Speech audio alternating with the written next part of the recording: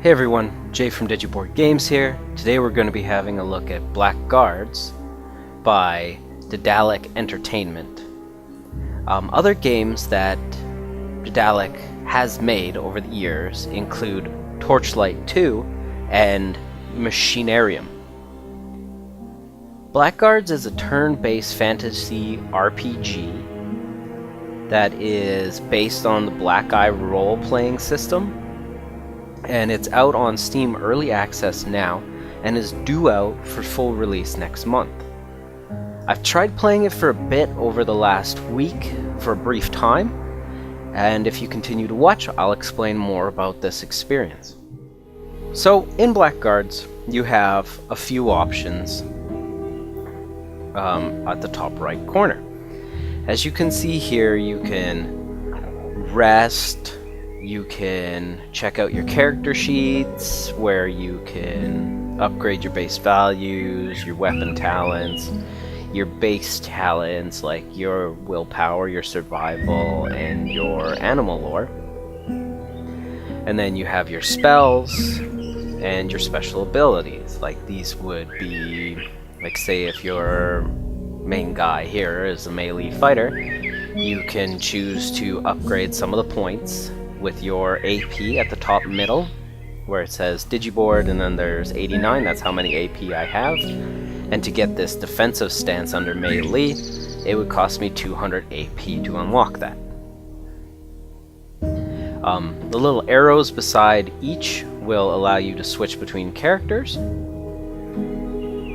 Currently I have 3 in my party, so I can spend points, but I've already done that recently, so I don't have any to do.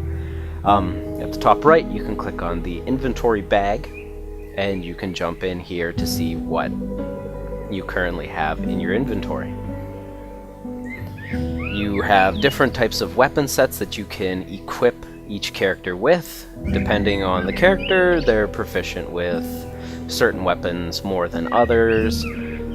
Like the dwarf, he's better with two-handed weapons and axes than he is with swords and spears.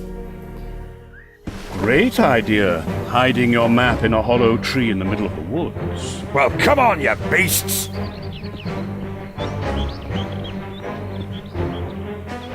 So when you do get into a fight, you do have a few options. If you right-click on your mouse, it'll pull up a skill wheel. On this skill wheel, you'll have different abilities. So currently on my belt, I have a healing potion. I could use a perception to see what I can interact with in the environment, but then I won't be able to attack. And under my attack, I currently have just the regular attack. I have a power blow, which will do an extra 5 damage, and then I have a feint, which will actually, so if somebody has a good armor, if I use this against them, I have more of a chance of getting past their block and their parry to actually do damage to them, which is very helpful. But I think currently what I'm going to do is wait my turn out with both of these guys and see what the enemy does. And it looks like they decided to wait as well. So I'll move him up and we'll see if I can't cast the spell on one of them. And he failed to cast the spell. Pretty typical.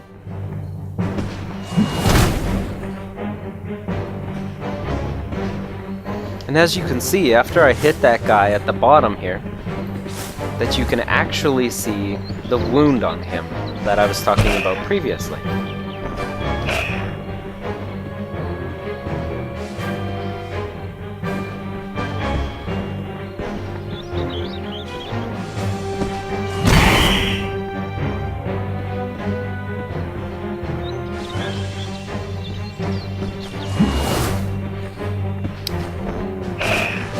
Dodgy. Ha!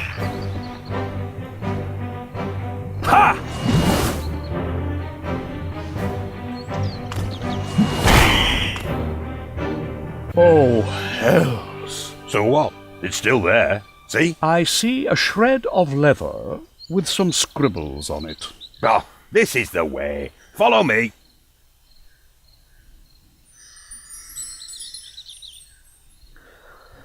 So basically, that's what a battle sequence looks like. It's very plain and simple to understand how to use your skills. You have hotkeys that you can set up, 1 through 0. So like I was saying earlier, this is a turn-based, hex-based combat that does take a great amount of tactical thinking when you are put in a situation against something a little bit stronger than the apes that you just saw. So overall, with the dark and somber feeling of this game, the no direction for the main character, the overall lack of story direction has really just turned me off of this game. There's a lot of promise to the system that they're using in the game, and I would love to see it used with something that feels more alive and just a richer, more fun experience. So overall, I would have to give this game 2 out of 5 stars. It's really well presented, but the story and everything in it just really doesn't pull me in and make me want to stick around. So I just want to thank you again for coming by and checking out my reviews. If you did enjoy this review or found it helpful in any way whatsoever, please like and subscribe below. Also comment, let me know what you think of the game and the review. You can also follow us on Twitter and Facebook, and of course stop by digiboardgames.com for all news, reviews, and previews for digital board games and pretty much anything to do with iOS or tactical strategies. Alright, thanks again for stopping by.